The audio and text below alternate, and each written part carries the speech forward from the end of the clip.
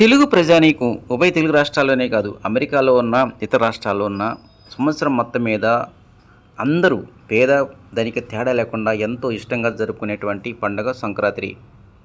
వాస్తవానికి సంవత్సరంలో జరిగేటువంటి పండుగల్లో మిగతా వాటికి మాత్రం కుటుంబ సభ్యులు కావచ్చు, స్నేహితులు కావచ్చు, ఎవరైనా సరే ఒక చాట కలిసి మాట్లాడుకోవడానికి వీలు పడిపోయినప్పటికీ ఈ పండుగ మాత్రం చిన్న పెద్ద తేడా లేకుండా ఇతర సుదూర ప్రాంతాల్లో ఉన్నటువంటి వారందరూ కూడా తప్పనిసరిగా సొంత ఊర్లకు వచ్చి స్నేహితులు, కుటుంబ సభ్యులతో గడిపేటువంటి అతి అరుదైనటువంటి పండగ సంక్రాంతి.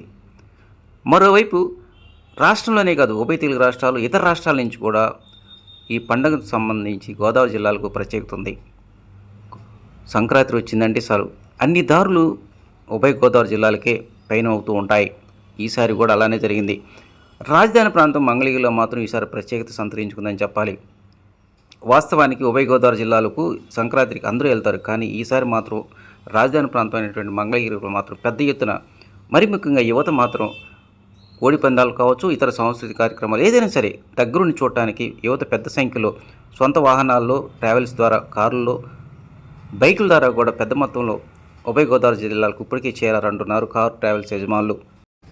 ఈ సంక్రాంతి పండుగను పురస్కరించుకొని ఉభయ గోదావరి జిల్లాలు అంటే నరసాపురం, భీమవరం, ఏలూరు, తణుకు ప్రాంతాల్లో ప్రత్యేకమైనటువంటి సాంస్కృతిక కార్యక్రమాలు, అదేవిధంగా కోడిపందాలు ఏర్పాటు చేస్తుంటారు. దీంతోనే పిల్లలు, పెద్దలు తేడా లేకుండా అన్ని వర్గాల ప్రజానీకం దగ్గరుండి వీక్షించడానికి మాత్రం ఎక్కువ ఆసక్తి చూపిస్తుంటారు. ముచ్చటగా 3 నెలల ముందే ఆ ప్రాంతంలో ఉన్న హోటల్స్, రిసార్ట్స్ బుక్ అయిపోయాయి. ఒక విధంగా చెప్పాలంటే అక్కడ ఫుల్లు, ఇక్కడ నిల్లు తరహాలో మంగళగిరి పరిస్థితి మారింది. మంగళగిరి ఒకటే కాదు, కృష్ణా, గుంటూరు జిల్లాలో ఉన్నటువంటి ఎక్కువ ప్రజానికి మాత్రం గోదావరి జిల్లాలో 3 రోజుల పాటు గడపడానికి ఎక్కువ ఆసక్తి చూపిస్తూ ఉన్నారు. ఇక ఆసక్తికరమైన విషయం ఏంటంటే పండుగ సందర్భంగా మంగళగిరి ప్రాంతానికి చెందినటువంటి విద్యార్థులు కావచ్చు, ఇతర ప్రజానికి ఎవరైనా సరే సుదూర ప్రాంతాల నుంచి సొంత ఊరికి వచ్చినప్పటికీ ఉభయ గోదావరి జిల్లాలో జరిగేటువంటి సాంస్కృతిక కార్యక్రమాలతో పాటు వైజాగ్ అంటే అరకులోయ, బొర్రా గృహంలో పర్యాటక కేంద్రాలు వీక్షించడానికి ఇప్పటికే 2 రోజుల క్రితమే ఆ ప్రాంతంలో మకాం వేసినట్టు ఈ ప్రాంతానికి చెందినటువంటి కుటుంబ సభ్యులు చెప్తూ ఉన్నారు. 2 నెలల ముందుగానే భీమవరం, ఏలూరు, అదేవిధంగా తణుకు ప్రాంతాల్లో రిజర్వేషన్ చేయించుకొని అక్కడ గడపడానికి ఎక్కువ మంది ఆసక్తి చూపిస్తున్నట్టు చెప్తున్నారు. పండుగ సందర్భంగా మంగళగిరి ప్రాంతంలో కోడి పందాల నిర్వహణతో పాటు ఎలాంటి చట్ట వ్యతిరేక కార్యకలాపాలు జరగకుండా పోలీసులు గట్టి నిఘా పెట్టారు.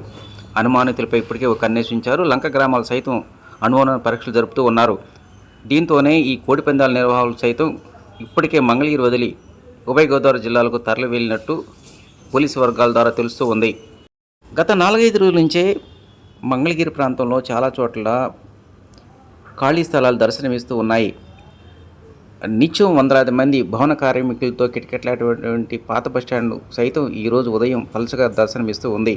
ఇక దేవస్థానం ప్రాంతం కావచ్చు, ఇతర ప్రాంతాలు కావచ్చు, బస్టాండ్ ప్రాంతం కావచ్చు, ఎక్కడ చూసినప్పటికీ తక్కువ మంది ప్రజానికి మాత్రం రాకపోకలు కొనసాగిస్తూ ఉన్నారు. ఒక విధంగా చెప్పాలంటే పండుగ సందర్భంగా ఉభయ గోదావరి జిల్లాలో పర్యాటకులతో ఫుల్లు, అదేవిధంగా జనము లేకుండా మంగళగిరి ప్రాంతంలో నీళ్లు తరహాలోనే దర్శనమిస్తుందని చెప్పవచ్చు.